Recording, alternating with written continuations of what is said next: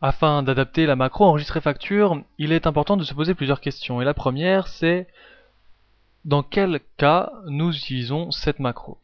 Il faut se rappeler que cette macro, nous l'avons créée en fonction de l'onglet saisie. Et une des solutions possibles serait tout simplement de réadapter ici les variables avec directement le formulaire.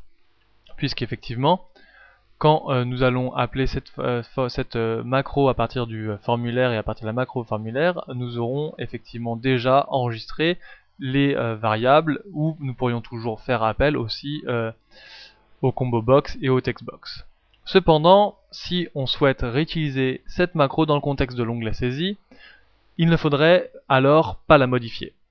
Dans ce cas-là, nous allons prendre la solution qui paraît la plus prudente, qui est donc celle d'adapter directement dans le code du formulaire le code de l'enregistrement de la facture, et donc supprimer call enregistrer facture et de copier-coller l'ensemble du code.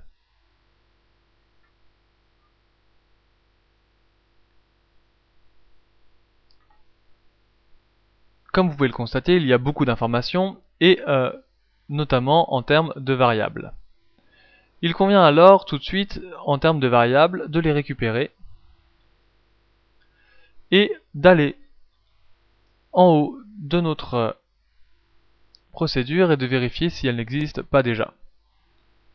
Dans notre cas précis, nous n'avions aucune variable workbook, donc tout va bien, et la WSSAISY par contre existe déjà. Celle-là qui suivent n'existe pas non plus déjà initialement. Par contre, nom client, date de facturation et montant, ces trois-là existent déjà, mais le taux TVA et le montant hors taxe n'existent pas. Donc nous allons garder ces variables-là.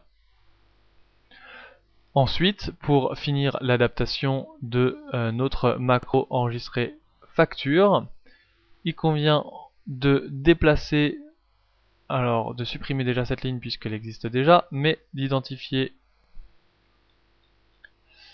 le workbook saisi beaucoup plus tôt. C'est-à-dire lorsque l'on fait appel à l'onglet, nous allons adapter aussi directement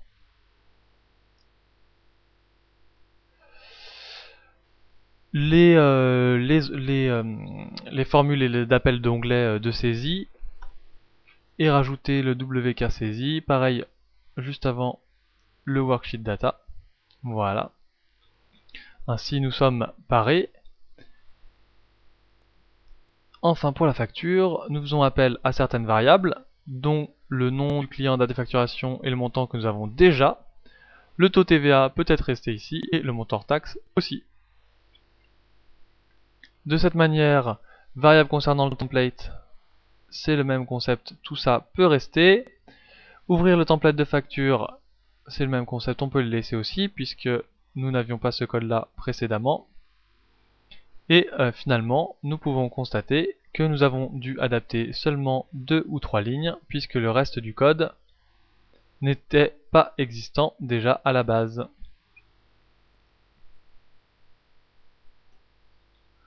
De manière visuelle, je rajoute juste quelques éléments pour délimiter l'enregistrement de la facture et le code est prêt. De cette manière, nous avons rectifié notre erreur et nous pourrons relancer notre macro sans souci d'adaptation.